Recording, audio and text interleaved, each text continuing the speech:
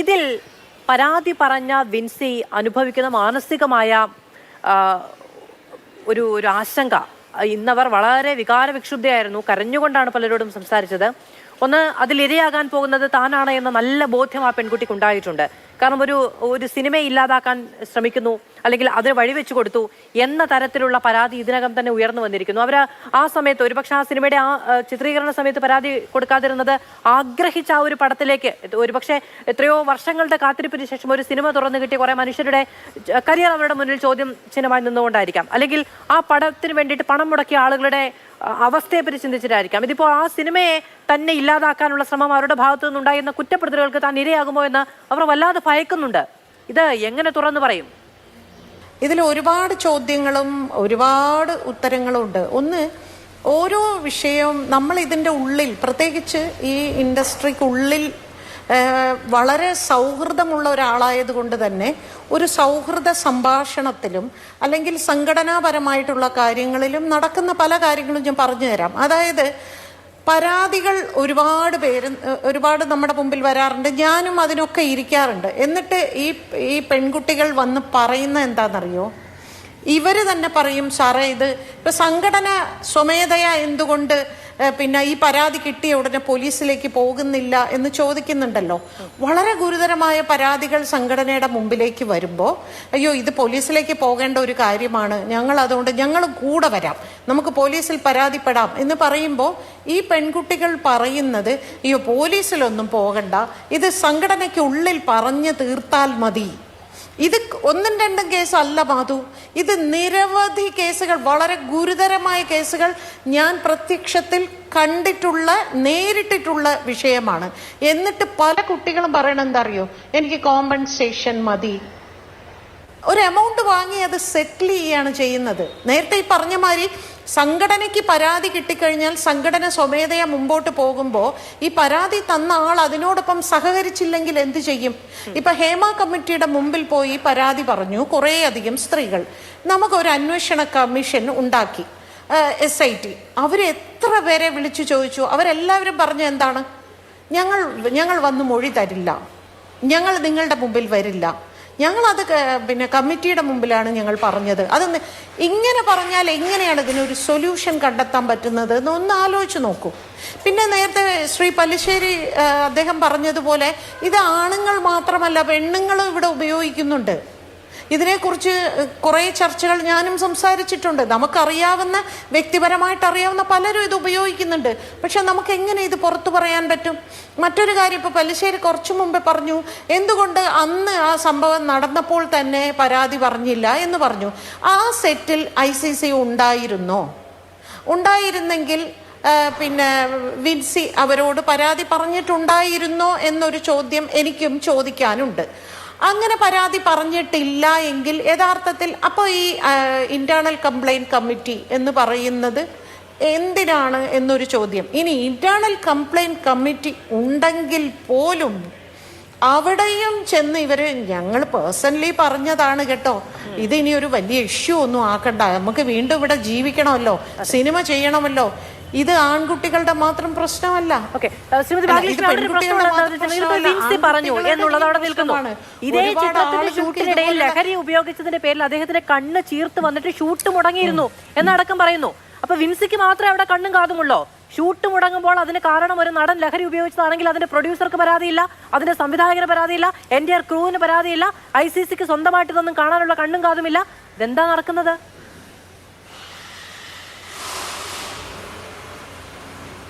ഇതാണ് ഞാൻ ആദ്യം തുടക്കത്തിൽ പറഞ്ഞ ഒരു കാര്യം. ഇവിടെ ഇത്തരത്തിലുള്ള അനുഭവം ഉണ്ടാകുമ്പോൾ പലരും നിശബ്ദരാവുന്നുണ്ട്.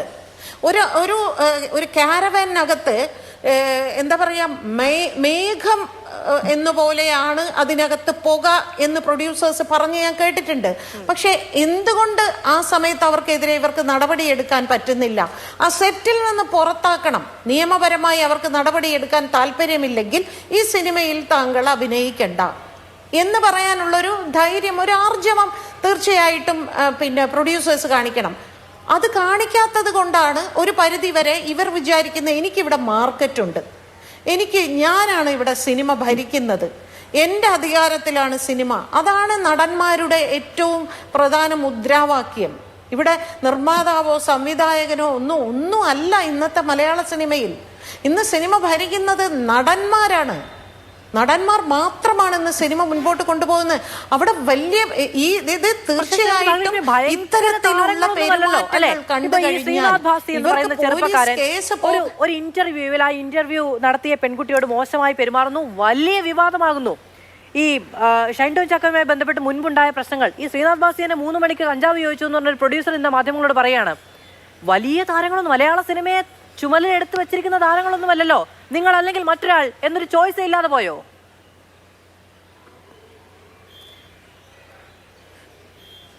എൻ്റെ മാധു കാണുന്നില്ലേ സോഷ്യൽ മീഡിയയിൽ എന്തുമാത്രം പൊതുജനങ്ങളാണ് ഇവരെയൊക്കെ സപ്പോർട്ട് ചെയ്യുന്നത്. പൊതുജനത്തിന്റെ സപ്പോർട്ടാണ് ഇവർക്ക്. സിനിമ ആരാണ് കാണേണ്ടത്? പൊതുജനമാണ് കാണേണ്ടത്. അവിടെ താഴെ വന്നിരുന്ന് ഹണി റോസിനെ ആണെങ്കിലും വിൻസിയെ ആണെങ്കിലും അതിജീവിതയാണെങ്കിലും എല്ലാവരെയും താഴെ വന്ന സ്ത്രീകളെയല്ലേ ഈ തെറി വിളിക്കുന്നത് മുഴുവനും. ഈ തോന്നിവാസം മുഴുവനും പറയുകയും പ്രവർത്തിക്കുകയും ചെയ്തിട്ട് അവർക്ക് ആർക്കും ഒരു കുറ്റവും ഇല്ല. അവരെ ആ സമൂഹം തന്നെ അവരെ അങ്ങ് അംഗീകരിച്ചിരിക്കുകയാണ്. അവിടെയാണ് ഈ പ്രശ്നം ഉണ്ടാകുന്നത്. ഈ പ്രശ്നം പ്രൊഡ്യൂസേഴ്സ് വിചാരിക്കണം ഇയാൾക്ക് മാർക്കറ്റ് ഉണ്ട്. തീർച്ചയായിട്ടും ഇവർക്കൊക്കെ മാർക്കറ്റ് ഉണ്ട്. ഇവരെയൊക്കെ കാണുമ്പോൾ കൈയടിച്ച് വിസിലടിച്ച് പ്രോത്സാഹിപ്പിക്കുകയല്ലേ ചെയ്യുന്നത്, ആസ്വദിക്കുകയാണ്. അവരുടെ ഈ അശ്ലീല കമന്റുകളും ഈ ദ്വയാർത്ഥ പ്രയോഗങ്ങളും എല്ലാം ആസ്വദിക്കുകയാണ് ഈ സമൂഹം. ഇത് സമൂഹം ആസ്വദിക്കുമ്പോൾ നമ്മുടെ നിർമ്മാതാക്കളോ സംവിധായകരോ അവന് ഭയങ്കര ഫാൻ ഫോളോവേഴ്സ് ഉള്ള ആളാകട്ടോ. അവനെ ഭയങ്കര ഈയിടെ ഞാൻ ഇന്നലെ എങ്ങാണ്ട് ഒരു വീഡിയോയിൽ ഒരാൾ പറയുന്നുണ്ടായിരുന്നു, ഒരു അയാൾ സിനിമയിൽ അഭിനയിക്കും, അയാൾ തിയേറ്ററിൽ വരുമ്പോഴേക്കും അയാൾ സാധാരണ നമ്മൾ കണ്ടിട്ടുണ്ടല്ലോ എന്ത് മോശമായിട്ടാണ് നടിമാരുടെ കാര്യത്തിൽ അയാൾ പ്രസ്താവനകൾ പറയുന്നത്. ആ ആൾ ഒരു സിനിമയിൽ അഭിനയിച്ച് അയാൾ തിയേറ്ററിൽ വരുമ്പോഴേക്കും എഴുന്നേറ്റ് നിന്ന് കൈയടിക്കുന്നു ആളുകൾ. ആരാണ് അയാൾ? ആരുമല്ല. എന്നിട്ടും ആളുകൾ അയാളെ പ്രോത്സാഹിപ്പിക്കുന്നു. പെൺകുട്ടിയോട് മോശമായി പെരുമാറിയതിന് കേസുള്ള ഒരാൾ അദ്ദേഹത്തിനാണ് ഈ ഫാൻ ബേസ്. അതെ, അതാണ്. അതെ, അങ്ങനെയുള്ള ആളുകളെ പ്രോത്സാഹിപ്പിച്ചുകൊണ്ട് ഒരു ഫാൻ ഫോളോവേഴ്സിന്റെ ഒരു കവചം ഇവർ തീർത്തു വെച്ചിട്ടുണ്ട്. അത് പ്രൊഡ്യൂസേഴ്സോ സംവിധായകരോ മനസ്സിലാക്കുന്നു. ഇവരാണ് എൻ്റെ സിനിമ കാണുന്നവർ, ഇവരാണ് എനിക്ക് പൈസ ഉണ്ടാക്കുന്നവർ. അതുകൊണ്ട് ഇവർക്ക് ആ നടനെതിരെ ആ വ്യക്തിക്കെതിരെ ഒരു നടപടിയും എടുക്കാൻ സാധിക്കുന്നില്ല. പിന്നെ നേരത്തെ ഞാൻ പറഞ്ഞതുപോലെ തന്നെ ഇത് ശക്തമായ തീരുമാനം എടുക്കണമെങ്കിൽ ഇപ്പൊ തന്നെ നോക്കൂ, വിൻസിയുടെ കാര്യത്തിൽ അല്ലെങ്കിൽ അണി റോസിന്റെ കാര്യത്തിൽ മലയാള സിനിമയിലെ എത്ര സ്ത്രീകൾ അവർക്ക് വേണ്ടി സംസാരിക്കാൻ പുറത്തേക്ക് വന്നു? നമ്മൾ എന്തിനാണ് സംഘടനയും നിർമ്മാതാക്കളുടെ സംഘടനയും ടെക്നീഷ്യൻ സംഘടന അവരെയൊക്കെ നമ്മൾ എന്തിനാ പറയുന്നത്? ഇവിടെ കൂടെ അഭിനയിക്കുന്ന എത്ര സ്ത്രീകൾ ആ പെൺകുട്ടികൾക്ക് വേണ്ടി പുറത്തു വന്നു? നമ്മൾ കുറച്ചു പേർ മാത്രം. അതിൻ്റെ അർത്ഥം എന്താണ്? വേറെ ആർക്കും പരാതിയില്ലല്ലോ, നിങ്ങൾക്ക് മാത്രമല്ലേ പരാതി? ഇതാണ് അവിടുത്തെ പറയുന്ന ഒരു വാചകം. മറ്റാർക്കും പരാതിയില്ലല്ലോ. ആ സെറ്റിൽ ഇതേ ആൾ മറ്റു പല നടികളോടും ഇത്തരത്തിൽ സംസാരിച്ചിരിക്കാം, ഇതുപോലെ ലഹരി ഉപയോഗിച്ചുകൊണ്ട് അയാൾ അഭിനയിച്ചിരിക്കാം. അവരാരും പരാതി പറഞ്ഞിട്ടില്ല. ഇത് അയാൾക്ക് വളം വെച്ച് കൊടുക്കലല്ലേ? അപ്പൊ നിർമ്മാതാവും സംവിധായകനും മറ്റുള്ളവരൊന്നും ഇതിനു മുമ്പ് നിങ്ങളുടെ ഷോട്ട് എടുക്കുന്നതിന് മുമ്പ് മറ്റേയാളുടെ ഷോട്ട് എടുത്തില്ലേ? പുരുഷന്മാരും കൂടെ അഭിനയിക്കുന്നുണ്ട്.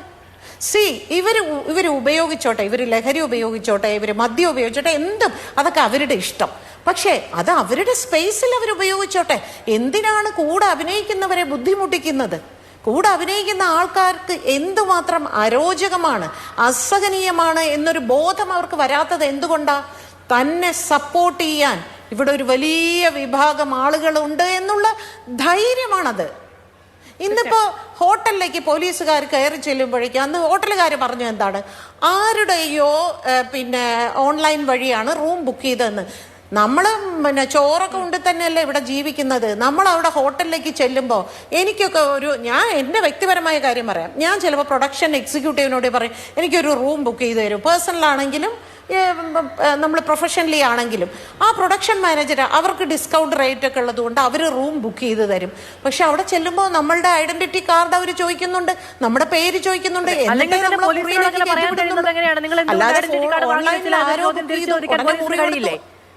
പോലീസിനോട്, അതായത് നിയമ സംവിധാനത്തോട് പറയാണ് ഞങ്ങൾ നിയമം പാലിച്ചില്ല എന്ന്. അതൊക്കെ നമ്മുടെ നാട്ടിൽ മാത്രം നടക്കുന്നത്. ഇതിൽ ആരൊക്കെയാണ് അവരെ സഹായിക്കുന്നതെന്ന് നോക്കൂ. ഡാൻസ് സംഘം അവിടേക്ക് എത്തുന്നുണ്ട് എന്ന വിവരം കൃത്യമായി. അപ്പൊ ഇത് ആരൊക്കെയാണ് അവരെ സഹായിക്കുന്നതെന്ന് നോക്കൂ. മുഖതാവിൽ അറിയിക്കാൻ കൂടി സജ്ജമായി നിന്ന ആളുകളെയാണ് അവിടെ നമ്മൾ ഈ പ്രതിസ്ഥാനത്ത് നിർത്തുകയും ചെയ്തത്.